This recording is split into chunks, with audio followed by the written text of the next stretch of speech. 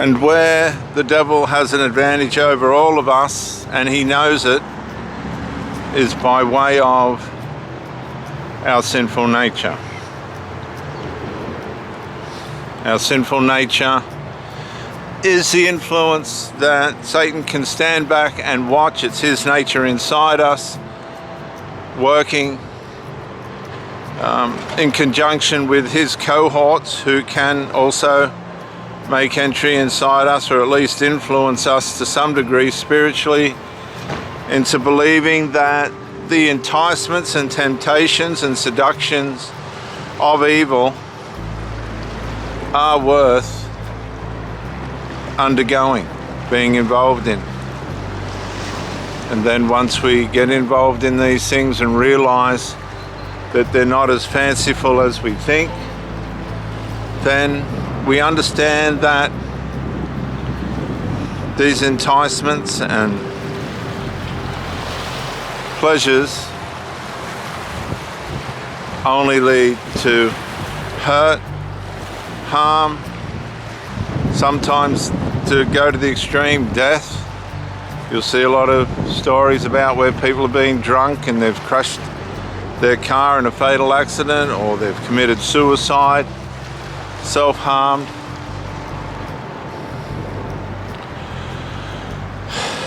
And these temptations and enticements and seductions by the devil also impact our relationships. And they impact our relationships in many different strange and twisted forms. And when you allow lust, and it all seems wonderful and exciting and beautiful at the time, but when you allow lust to entice you into believing that its way is right, it doesn't take long for you to find out that you've been deceived, that the things that really matter in life, like integrity and morality and teamwork and togetherness, will not win over the carnal nature working in, or sinful nature working inside the person that you've engaged with. That's how lust works. It deceives you into thinking that your loyalty, love, and devotion will be enough to overcome somebody else's sinful nature and the demonic influences that they're under, the habits and behaviors that they've become accustomed to. And it doesn't take long for you to realize that you've duped yourself, and many of you have wasted 1, 2, 3, 4, 5, 10, 15, 20, 25, 30 years of your life thinking that you were building something with somebody that was going to be happy, healthy, and able to stand the test of time. But the carnal, sinful nature, the Adamic nature inside all of us, does not rest. It pre-programs us constantly underneath our mind and personality and character, causing us to be deceitful, causing us to be distant, wanting us to do things. It knows what to do to the person that we're with in the most deceitful and harmful way. And it wants you to play the happy game, the toxic happy game. Let's all pretend to be happy, but really underneath we're just aggravated and frustrated. This is how it works.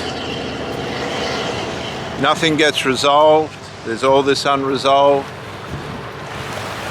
And the sex is the binding agent and supposed to be the forgiveness agent and resolving agent for things that are not being resolved. Sex can't change the gambler's spending habits or repair them. Sex can't change the addictions that a person has. Neither can your loyalty and devotion. It's up to them. And we find ourselves hoping. We live in this see, this is the idealism, this is the fantasy that the narcissistic community, awareness community talks about, where we live in this fantasy of thinking that the more we do, the more likely the person that we're dealing with will change.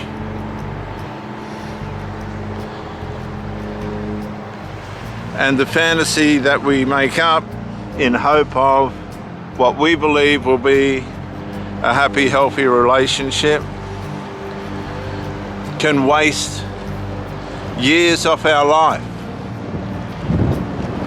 because these things aren't enough to make people change. They're not enough to, in the narcissistic, sinful, carnal nature world, to overcome the fantasy. And as the fantasy disintegrates, which it will disintegrate, it will turn on itself. As the fantasy disintegrates and turns on us, whilst we try to remain loyal and devoted, underneath, all that's happening is we're being deceived. The person or yourself, your place of residence, for your intimacy, for your personal life, is not within the relationship, it's somewhere else. It could be outside the relationship, fantasizing about other people. This is what the carnal nature does. Fantasizing about the next person. Fantasizing about what it'd be like to have sex with this person and with that person. You see, these people run on the pleasure zones. The sinful zones have locked so far into making them feel good that while they look okay on the outside, underneath it's a world of lust, deceitful lust, of which you've now found yourself caught up in. Betrayal, letdown, and all these other attributes that cause people mental health disorders and harm.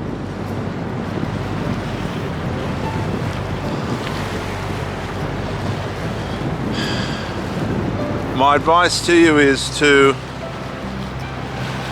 take notice and be conscious of the unresolved. Detach from that person at the same level that they're willing to unresolve.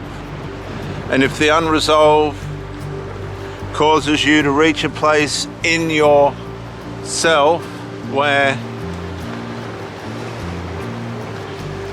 you need to walk away from that person and bring the sunset on that relationship, then you're justified, because people that don't want to resolve things, sinful people that think you're going to hang around and give your life to somebody that's half-hearted or not operating in the correct way for you and with you, these people do not deserve you in their life, nor should you be in their life.